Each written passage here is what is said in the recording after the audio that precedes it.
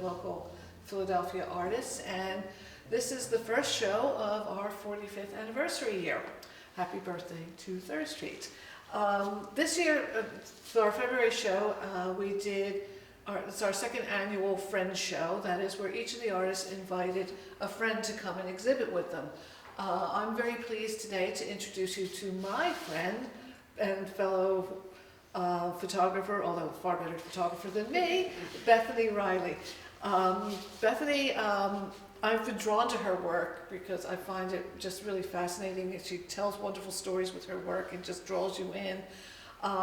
So there's that. Besides, there's also a wonderful Kutztown University and Temple University connection. So all is wonderful. So I'm actually going to kind of turn this over to Bethany and let her talk about her wonderful pieces that she has on display here.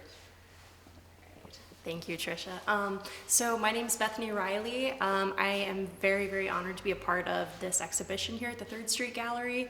A little bit of background about the work that I have up in this exhibition right here. I am a child from a military family, and so a lot of my formative life experience was moving through different military bases and military housing, and those experiences formed my understanding of what home was and my formative understanding of housing and structures. So I have recently, over about the past 6 months, been doing a lot of research in my master's degree about different military bases that I had previously lived on. And these are all now spaces that I no longer have access to. So I have been accessing these places through archives of chemical reports, data reports, and pulling the images from these places.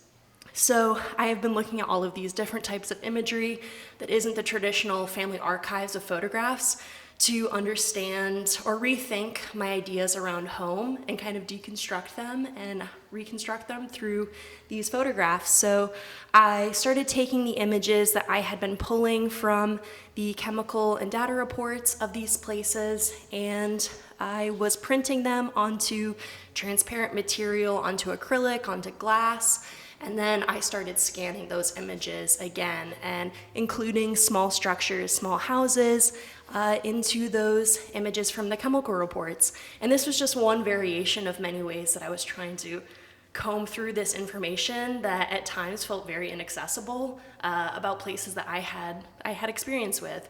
So that is that's the elevator pitch for this work that I have right here. And I have one other piece included in this exhibition right here called Remember, and this is not necessarily related to this work, but after talking with Tricia, it seemed like it was a nice inclusion to this exhibition. So this is some work that I made about a year ago when I first started at Tyler School of Art, and it's more work that involved going through archives, going through my family archives, and pulling apart photos of my relatives and trying to construct a family lineage that had been lost over time due to different reasons, colonialism, alcoholism, family issues. And I made this wallpaper motif with a photo of my great-grandmother, and then below the wallpaper are 2 glass negatives. They're ambrotypes, and these images I made with the wet plate collodion process. So the wet plate collodion process was an image, it was a type of image making that was developed after the Civil War. And it's a process that I've been using in my work for a couple years. I first trained in this process when I was an undergraduate student at Kutztown, and I work with a local photographer who trained me in this process, Maureen Cooper, here in the city. Well, can you explain the pieces, what each of these pieces actually are? Yeah, absolutely. So each of these pieces from this series on the right, the excavation series, is made from a different photograph from one of these chemical reports.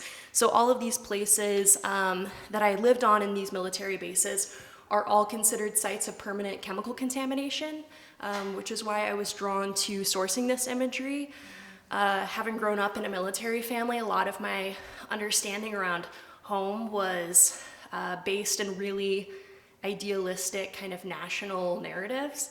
And so this directly contrasted a lot of the places that we were living, which were all permanently chemically contaminated from post-World War II chemical dumping practices. So I have different images from these chemical reports, and they're somewhat obscured in these prints that I have up on the wall through the process of printing them on transparent materials, rephotographing them, and then including another structure into them. So all of these houses that are in the 5 different photographs that I have up on the wall are all toy houses. This is something that I've just recently started playing with in my work, so I'm still in what I would consider like the pre-talking phase as to what this is doing in my work, but I'm really interested in using toys as a way to talk about these very heavy subjects, both as using toy houses as a reference to like a formative understanding of structures and housing, but also for the kind of significance or the symbolism of innocence as it relates to the really heavy imagery that they're embedded into. So yeah, my education was, I would say, very freeing. I never felt tied to one mode of making, and that's a way that I continue to work. So I always say that I'm a lens-based artist before I'm a photographer, which is just the little nuances. But yeah, I always work photographically from the beginning. I'll start with an image, whether it's an archive, an image that I took, and then I will find some way to make it a much more sculptural object. It depends on what it is that I'm working on. It's whatever the content I feel like needs to manifest itself as, but it usually starts off as an image in some way or another and then develops into something sculptural. So even though these are photographs that are 2D prints on the wall, the process of making them was very sculptural for me. So that kind of that fits into my practice as an artist. One of the things that we found that we really had in common was I do architectural and abstract architectural photography. If you listen to my last talk, I explained it's because I'm not really a good people person, so I like things that don't talk back to me, and buildings tend not to do that, and they don't care how you photograph them. So for this, I brought in 2 new works of mine, which actually is showing my new obsession, and that is with the Bilbao Guggenheim, which is a Frank Gehry building. Spent a lot of time, spent a couple of weeks and several days, I think it was, photographing that last summer, and I'm going back in March to do more work. This was just the preliminary stuff. So the top piece is an internal shot. It's in the main atrium when you go into the building. And what I find fascinating about Gehry's building is when you go into the exhibition, the building is like one massive sculpture. It's amazing. And when you're in the common areas, that is the main hallways going in and out of different spaces and the lobby area, it's really all about this very sculptural building. But when you get into the exhibition spaces, the building drops away and it is one big white box. So that's all about the art. So anyway, so that's one of the internal spaces, and this is one of an external shot. I just love the way the building undulates and does all sorts of fascinating shapes, and the colors change interestingly during the day. I happened to catch it on a rare bright blue sky sunny day in Bilbao. Bilbao is very much like Scotland. You're usually dealing with gray skies and drizzle. Yeah, so those are my 2 pieces, but they really did work very well with Bethany's architecture. We think they really made a nice conversation between them.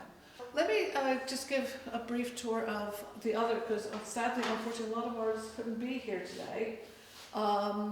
This is by one of our newer artists who's just recently joined. This is Judy Godot's work. She does wonderful collage work. She really loves doing, which really works well with our work, because she likes doing internal spaces. Oddly enough, she makes bathrooms look amazingly artistic. And she had a couple of pieces hanging here last month that were bathroom scenes that were just beautiful. But yeah, I just love her use of color. And then next to her is Claire, who was actually my friend last year. Claire Robinson. And what I love about Claire's work is Claire just has a knack for catching tranquility. All of her photographs are just these very peaceful, calming things, no matter what she photographs, even if it's like the Philadelphia skyline. It's just, there's just something so wonderfully peaceful and calming about it. Although a couple of people said they found this a little creepy because it's mist, but I don't know, it just reminds me of an early morning walk. Maybe it's the Scottish in me, and I'm used to the drizzle and the mist, and I find that very comforting, and, you know. But that's one of the things I really love about Claire's work, is that she just has this knack for capturing tranquility. And even her color photographs just capture it beautifully. Then next to her is Joe Klaus, one of our members. And he and I had an interesting conversation about these pieces. It's actually called Untitled Portrait Studies.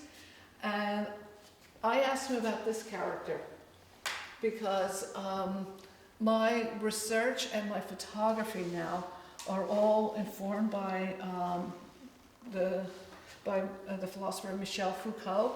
So yeah, I usually have Foucault on the brain, and that's who that looks like to me. So I said to him, "Is that Foucault?" And he said, "Can be if you want." He says, "These are all people in my head." So,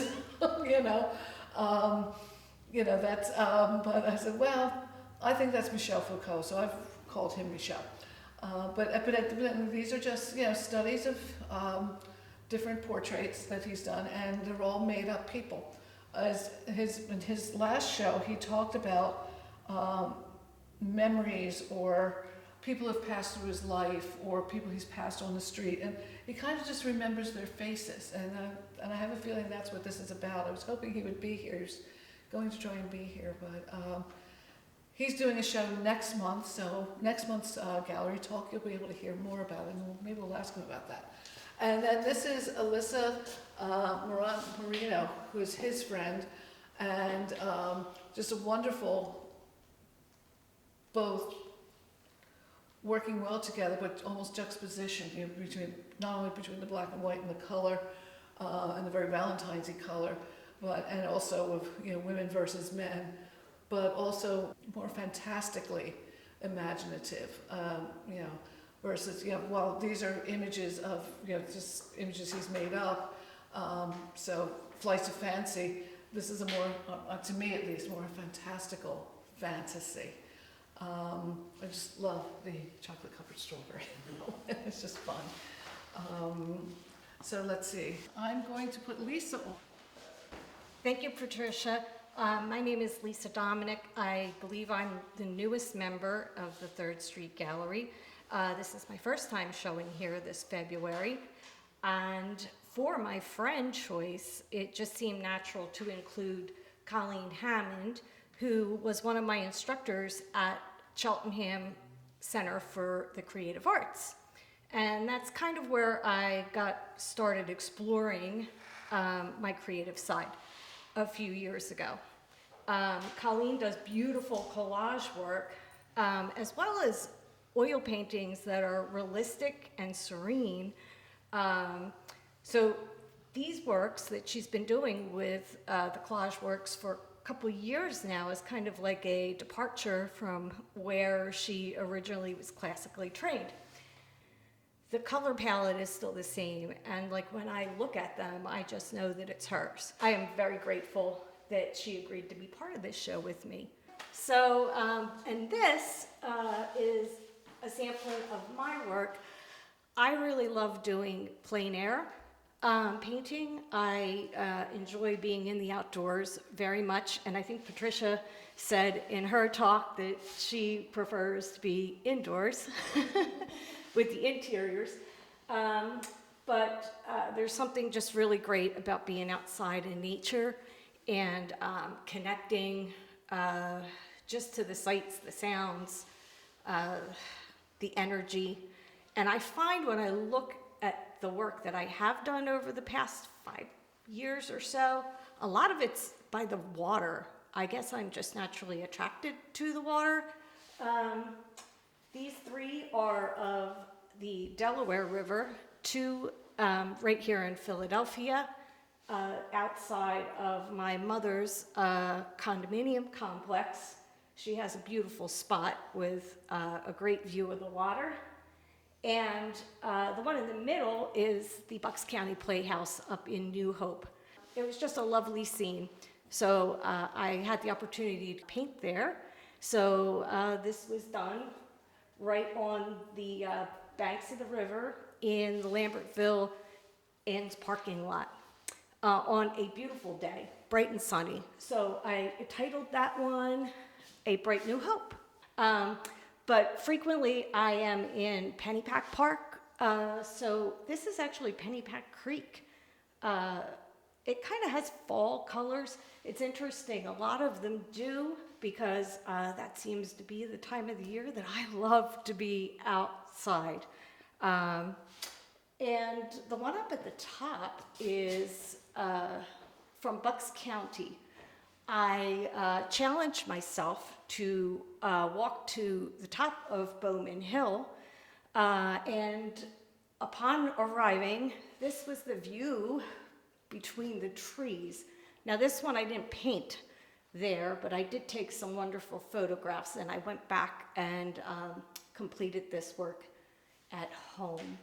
I love working with oil paint because it allows me to go out, paint, and it stays wet for a long time, so I can make some changes if I need to after I get back home. There you go. I'm so happy to be here. Thank you. Other pieces I would like to highlight is our member Eli Smith. Eli does these wonderful monumental kinds of pieces. He goes out and he takes photographs of monuments that evoke an emotion. Eli's work really is all about emotion. And then he will then render them in oil. And all of his pieces do bring out some emotion in people.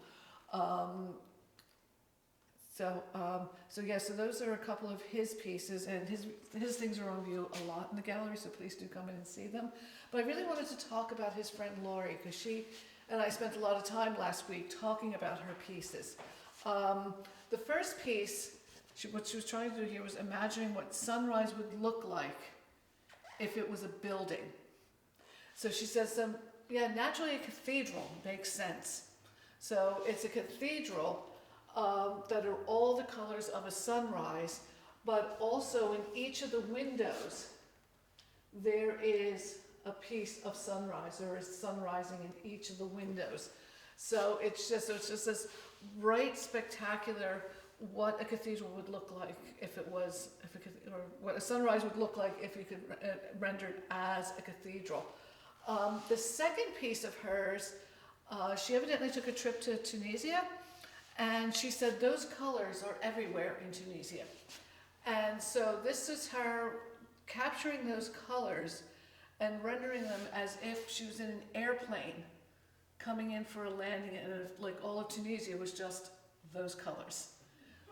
So again, this very bright, amazingly, what I think is really interesting between the two of them is the very, Eli's work tends to be very black and white or very muted tones. Some people even call it kind of dark. And while hers are just like these bursts of color, just like in your face color. In fact, a couple of people have said, "Ooh, that can almost hurt if you look at it too long." It's like you have to take each of these in quick bursts. Yeah, so those are those two. These two pieces are by our member Jim Brossi, and hopefully he will be convinced to talk about them. But I wanted to talk about his friend Jesse's work. I didn't get much of a chance to talk to Jesse last week, but I find his work really wonderful, and I think there's a really good conversation going on between Jim and Jesse's work, not only in terms of color, but also in terms of they both kind of did an abstract and a table setting, which is kind of fun.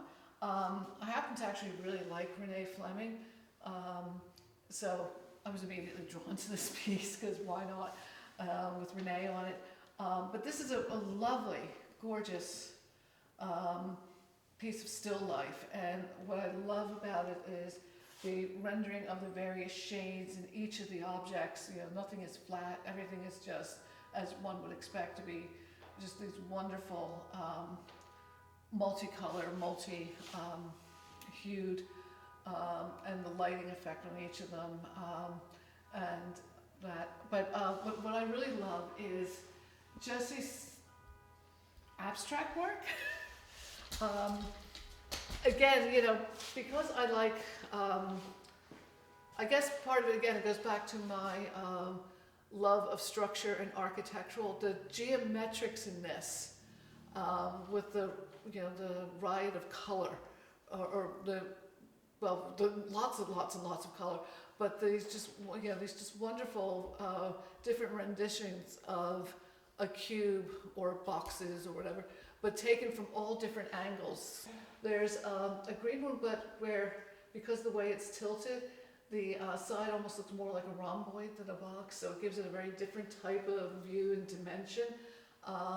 And the punctuations of black, just grounding everything in this, on this white grounding. Again, because the background is white, but the use of black in many of the boxes just really sort of anchors the piece, and making it just wonderful. And while it's not, while there are several colors, it is somewhat of a limited palette, which is actually very similar to his still life. So I have to wonder if that's just like very much as Lisa was saying about Colleen's work, always being in the same palette. You know, she does Jess. It would be interesting to ask Jesse if he drifts to the same color palette each time. But yeah, these interesting, as I said, the juxtaposition between his very large abstracty versus the very figurative still life is just really fascinating. Although when you look at them, the repeat of squares, oblongs is kind of interesting because I'm assuming it's an album cover or a book. It looks like an album jacket of with Renee Fleming. That's a square, and then of course the square of the table, but then the oblongness of the underskirt of the table and the legs, and that being repeated out here with the same browns and of course obviously the blacks, and the same yellows can be found between. So as I said, there's something wonderful about his color palette. Jim, you'll have to ask him for me if he just drift. Does he always drift to these colors? I believe so, yeah. Really, really interesting. And as I said, I'm hoping Jim will talk about his wonderful glass of lemonade and his abstract that's on this wall. Okay. So I have a couple small pieces. I asked Jesse what he was going to put in, and he showed me. And I said, well, I got a still life laying around somewhere. And I do have some abstract pieces. The top piece is called The Small American Dream. Now, I did a large piece that's about 8 feet by 7 feet. I did a whole wall of American flag made out of cement and different kinds of paints. And I took it down and I ripped it up and I collaged it similar to this. So this is kind of a small version of the American Dream. And I priced it for $1 million or best offer, because that just seems so American to me. On this still life, I use pattern. I use pattern in all my work, and I build form with the patterns, the checkers and the stripes. This is oil and tar, acrylic, and pastel. Now with the pastel, the lemon's actually pastel, and I'd use chalk pastel. And I would build up layers and layers, and in between fix it, and then just build up where I'm actually crushing the pastel. I go through a lot of pastels. and just crushing it in there and then fixing it so it's actually almost gluing little chunks on it as it builds the surface and then it builds form. I'm not afraid of being messy. So this is on wood, and that's just ripped up canvas. And that's it. Well, I have a question, Okay. or a comment, or you may want to comment. One of the things I've noticed, not only about these pieces, but also your other work that hangs in the gallery, we tend to talk about sort of when we think about things on the wall, we think about two-dimensional art, but all of your art tends to actually be three-dimensional. So, you want to talk a little bit about the idea that your work always sort of builds out from the canvas?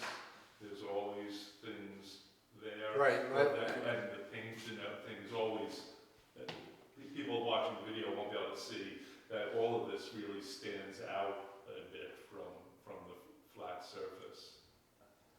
Yeah, as a painter, all I have is the surface. That's all we have, right?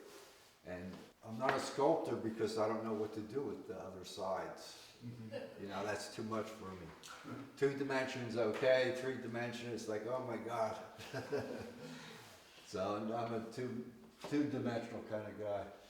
But I just love different textures and relationships between materials. You know, I'll use tar in here because I just love tar, that it's black, and then when you thin it with oil, it doesn't turn gray. It turns like a brownish to a ochre, depending how much you thin it. And then the cement, it took me a long time to have cement where it'll stick to the canvas and not just fall off. So I mix it with the latex, and you don't want too much latex because then you lose the cement feeling. When I do a piece, I'll use, you know, like this is pastel and tar. Like I'll use anything that will make it work, you know, whether it's contrasted or if it, you know, enhances it. So, yeah, I'm not afraid to use in different materials. And I have from cement to pastel to asphalt to steel in my pieces. Thank you.